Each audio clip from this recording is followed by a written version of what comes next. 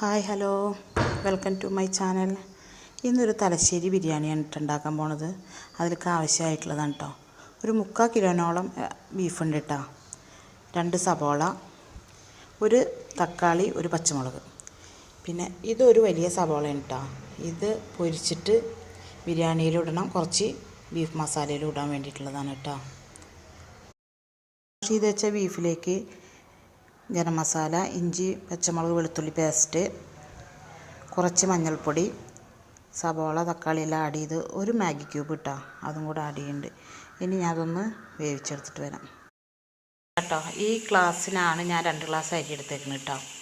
ഇത് നന്നായി വാഷ് ചെയ്ത് ഈ സ്ട്രെയിനറിലേക്ക് ഊറ്റി വെച്ചിട്ടുണ്ട്. ഈ വെള്ളം നന്നായി വാലാൻ വച്ചേക്കാണ്. നന്നായി വാറിന് പുറകെ നമുക്കിത് വറുക്കാനുള്ളതാണ് കേട്ടോ. നെയ്യിലിട്ടിട്ട് എന്നിട്ടാണ് ഞാൻ ബിരിയാണി വെക്കുന്നത്.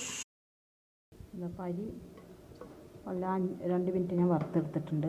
ഞാൻ തിളപ്പിച്ചെടുത്ത വെള്ളമാണ് കേട്ടോ. അളന്ന് അതിലേക്ക് ഒഴിക്കാം.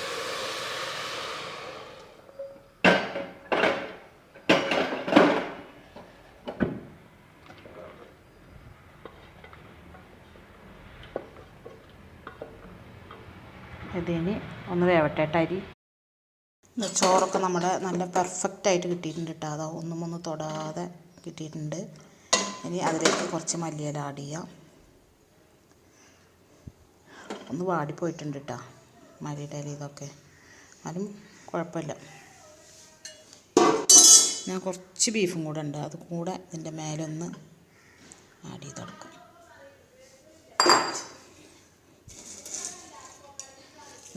പൊരിച്ച് വെച്ച ഉള്ളി,